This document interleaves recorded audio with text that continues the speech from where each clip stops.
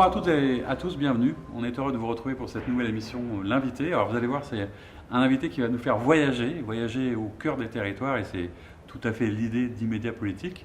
Et je vais dire, heureusement que c'est lui qui le fait parce que tout va se faire à vélo. Vous allez découvrir tout ça. Bosco Dumont, bonjour. Bonjour Frédéric. Merci d'être là. Alors vous êtes étudiant en dernière année à HEC. C'est ça. Et ce dont on va parler a un lien avec vos études et un Bien sûr. futur mémoire à faire. Dites-nous un petit peu en quoi consiste votre projet. Oui, alors bien sûr. Je suis porteur du projet À portée de roue. Donc il s'agit d'un tour à vélo des 96 chefs-lieux de département de France métropolitaine. Et donc effectivement, cette année, en dernière année d'économie à HEC, je suis amené à travailler sur un mémoire sur le choc économique hétérogène de la crise du Covid sur les départements et sur les territoires. Donc en fait, le but de mon mémoire, effectivement, c'est de cibler quels sont les lieux, dans un premier temps, qui vont le plus souffrir de la crise de par leur structure sectorielle, de par leur vulnérabilité avant crise. Et de ce diagnostic, je vais essayer, en comparant notamment avec la situation de pays voisins un peu moins centralisés, l'Italie, l'Espagne ou l'Allemagne, je vais essayer donc de mettre en valeur des bonnes pratiques et de voir ce qu'il serait possible de faire pour que le rebond social, économique, écologique soit un peu différencié en fonction des territoires et que voilà, il pourra assurer une sortie de crise. Donc l'idée, c'est à la fois un travail d'étude et Bien puis sûr. en même temps, pour pas rester trop dans la théorie, de se dire il faut aller voir en vrai ce qui se passe, partir du terrain, être dans la pratique. D'où l'idée d'aller échanger, interroger, questionner différents interlocuteurs. C'est Ouais, ça, un peu. exactement, c'est l'idée. C'est parce que moi, donc, en tant qu'étudiant, je prétends pas révolutionner le pays, évidemment, mais sur la base des premières propositions dont je ferai l'ébauche avec ce travail, je vais rencontrer donc 96 élus, donc des conseillers régionaux, départementaux, métropolitains, municipaux, des préfets, des agents de préfecture. Et voilà, donc l'idée c'est de confronter cette première liste et de l'enrichir en parlant à une variété d'élus en fonction de 4 thèmes primordiaux. Donc celui qui est le plus en lien direct avec le mémoire, ce sera le rebond social post-crise du Covid.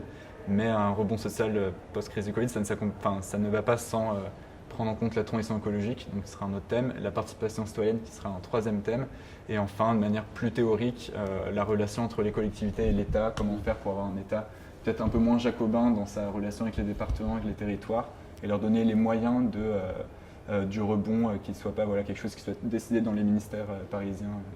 Alors donc vous renouez un peu avec à la fois le local, l'hyper-proximité, un petit peu avec les philosophes qui nous apprenaient à réfléchir en marchant. Il y a eu comme ça des grands philosophes qui faisaient le chemin de Compostelle, etc., et qui ont traversé la France. On pense à quelques exemples récents. Ce qui est intéressant, c'est qu'il va y avoir à la fois une participation citoyenne, il va y avoir l'envie d'aller aussi à l'aventure. Et puis, vous auriez pu faire ça de plein de manières, mais vous avez choisi un mode un peu particulier, c'est le vélo. C'est ça. Pourquoi le vélo? Et à la fois parce que je crois qu'il y a une passion, mais aussi qu'est-ce que ça représente pour vous, ce mode de déplacement?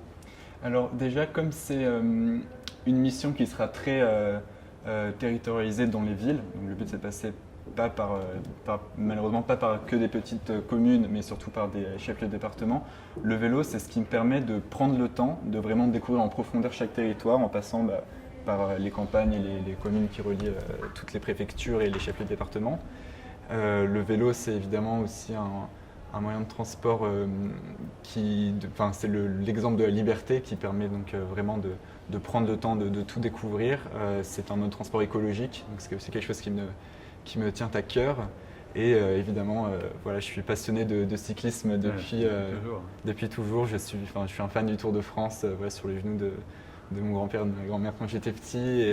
Vous avez comme la réalisation d'un rêve, c'est-à-dire qu'au-delà de ça, parce que vous me disiez quand on préparait cette émission que c'est toujours quelque chose que vous avez voulu faire, mais à un moment quand vous étiez plus jeune, vous imaginiez peut-être partir à l'autre bout du monde ou découvrir. Ouais. Et en fait, vous vous êtes dit que peut-être localement, il y avait autant de choses à aller voir ou découvrir. C'est ça un peu ce que vous avez, la crise vous a amené à cette réflexion un petit peu? Ah, complètement, c'est aussi l'idée d'apporter de roue et un des messages que je veux véhiculer avec mon projet, c'est que, je m'en suis un peu rendu compte à l'occasion du confinement du printemps dernier. J'ai toujours su en moi que je passerais 6 mois ou 1 an de ma vie à voyager, à faire le tour du monde. Mais en fait, quelle meilleure expérience de vie que de faire ça découvrant en profondeur toutes les villes, enfin toutes les préfectures de France. Ouais, non, c'est magnifique. Alors, 96 villes, Ouais. 4 mois et demi, 138 jours, c'est ça, vous avez calculé, si tout va bien. C'est ça. 11 300 km quand même. Il faut être un Exactement. petit peu entraîné. Ça va, vous êtes prêt physiquement, vous êtes entraîné quand même. Je suppose que c'est pas la première fois que vous allez faire, mais une telle distance peut-être quand même, si. C'est Ouais, pas non, rien. effectivement, 11 300 km, c'est vrai que c'est un chiffre qui Qui fait un peu peur. fait un peu peur. Ça fait au moins 2 ou 3 Tours de France. Hein. C'est ça à peu près. Le Tour de France, c'est à peu près 3000. Et bien, en fait, je me suis entraîné l'été dernier, et même avant, en fait, je fais du sport régulièrement et même quotidiennement. Je voyage avec des amis à vélo une semaine par an depuis quelques années, depuis de nombreuses années même.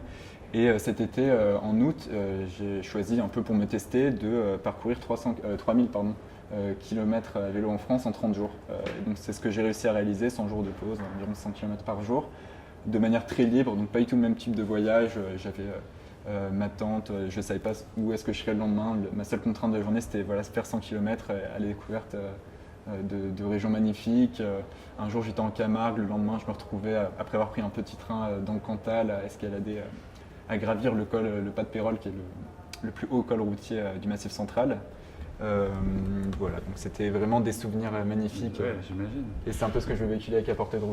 Ouais, et puis, il y a aussi une dimension qui est très forte, hein, parce que vous avez, sur votre site qui est en cours de fabrication, on parlera de la com, tout ça, mais il y a une carte, il y a vraiment des villes, un tracé, etc. Puis vous avez envie de le faire avec plein de gens, c'est-à-dire qu'il y a une solidarité, vous allez dormir chez Complètement. l'habitant, vous allez faire des bouts de voyage avec des gens que vous ne connaissez pas. Il y a aussi cette envie peut-être, et c'est peut-être un peu votre génération aussi, de redécouvrir, d'aller retrouver du lien, d'aller parler à des gens un peu à l'aventure. Il y a cette dimension quand même de la relation sociale et de la convivialité.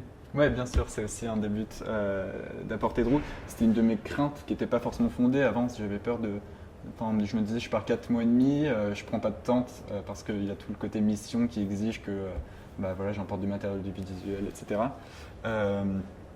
Mais là, en quelques jours, j'ai réussi à avoir pas mal d'échos sur des groupes, sur les réseaux sociaux de cyclistes et j'ai vu une belle solidarité se développer, c'est-à-dire que sans en avoir fait la demande, spontanément, j'ai environ 2 tiers de mes points d'étape Qui sont enfin, voilà, où j'ai déjà un hébergement, quelqu'un qui me propose soit de m'accompagner sur quelques kilomètres, soit de m'héberger sur un coin de canapé.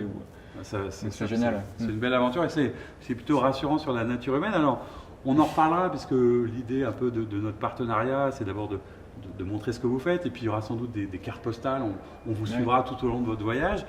Une étape clé, lambda, chaque jour, vous allez arriver, qu'est-ce qui se passe? Vous allez interroger certains élus, comment vous préparez votre étape clé un peu? L'étape type, elle ressemble à quoi? Alors une journée type, donc ce sera en semaine de rouler toute la journée, d'arriver le soir, de rencontrer les gens qui m'accueillent déjà et éventuellement dans certains points d'étape qui restent encore à cibler, mais je pense à des villes comme Grenoble, Strasbourg ou Lille où il y a eu beaucoup d'échos. Il y a beaucoup de vélos d'ailleurs. Beaucoup de vélos, c'est ça. Et donc dans ces villes-là, essayer de faire quelque chose d'un peu plus festif, un repas partagé pour que je puisse écouter donc, les gens qui sont intéressés par mon projet, éventuellement recueillir leurs questions que je poserai. Du coup, ce sera le lendemain, mais les interviews ont lieu le matin. Voilà, donc ça, je ne suis pas très flexible en général sur l'horaire parce qu'il y a toute la journée. Ils s'adapteront, j'espère. J'espère aussi. Et voilà, donc le but donc, le lendemain matin, c'est de commencer la journée par l'interview sur les 4 thèmes que j'évoquais tout à l'heure. Et ensuite, de partir éventuellement avec ceux qui voudront se joindre à moi, faire un petit bout de chemin. Quoi. Et du coup, à la fin, l'idée, c'est une fois que vous aurez fini, c'est quoi? Il y aura une sorte de livrable, un rapport, vous ne savez pas exactement. Qu'est-ce que vous allez pouvoir faire de toutes ces remontées, de toutes ces questions, de toutes ces idées? Comment est-ce que vous allez faire? Alors effectivement, il y aura une grande richesse, je pense, de propositions et d'idées qui vont émerger de ce voyage et que je vais rassembler. Donc déjà, tout au long du voyage, évidemment, vous pourrez m'accompagner. J'essaierai de faire des vidéos fréquentes et notamment des petits points hebdomadaires sur ce qui s'est passé dans la semaine. Et à la fin, effectivement, le but, c'est de synthétiser tout ce qui sera passé dans les 96 étapes et d'en faire un livrable, un rapport sans doute que je soumettrai. Ainsi, peut-être une émission spéciale et sur ça d'ailleurs. C'est ce que j'allais dire, une émission. Voilà, donc le 2 septembre, le jour de mon arrivée, de mon retour à Paris après ces 11 000 km. ouais, donc de pouvoir échanger. C'est en format 2 un peu plus long, septembre, ouais. c'est l'arrivée. C'est ça. Le point de départ, il approche. Le premier jour, c'est en avril. C'est ça. Donc la première interview, c'est le 16 avril, c'est à Paris. Je Ouais. pars de chez moi à Paris.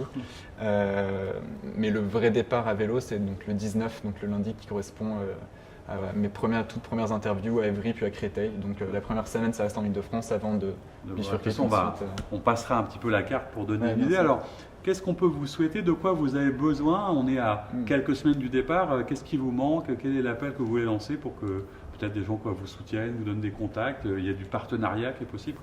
De quoi vous avez besoin aujourd'hui? Oui, donc le premier truc qui me plairait le plus, c'est effectivement le partage avec les gens, donc des gens qui me proposent de m'accueillir chez eux pour le déjeuner sur un tronçon de la route ou qui me proposent de m'héberger, etc. Ça, c'est vraiment ce qui me touche le plus presque. Et effectivement, si vous connaissez, si les gens qui connaissent des élus, des personnes à contacter, des proches ou ont des idées un peu innovantes sur la façon dont les territoires contacter, raconter. Ils peuvent aussi C'est donner ça. un peu de sous. Il y a un partenariat possible, participatif. Évidemment. Pour l'instant, le budget est de 6 000 €. Il est financé à 25%. Et voilà, donc j'attends. On indiquera pareil l'endroit où les gens peuvent faire des dons. Oui, bien vous sûr. appeler, Je vais lancer une plateforme de financement participatif. Voilà. Bon, super. C'est une aventure formidable, Bosco. Moi, je trouve ça vraiment très chouette. Et c'est pour ça qu'on avait envie de vous aider, de vous encourager, de se dire que voilà, il y a la jeune génération qui croit à des choses. Et puis, on est au cœur de notre mission, c'est-à-dire au cœur des territoires pour aller raconter ce qui se passe. On vous souhaite bon courage. On va vous suivre évidemment très régulièrement. Et puis, je vous dis à vous toutes et à tous, à très bientôt pour une nouvelle émission.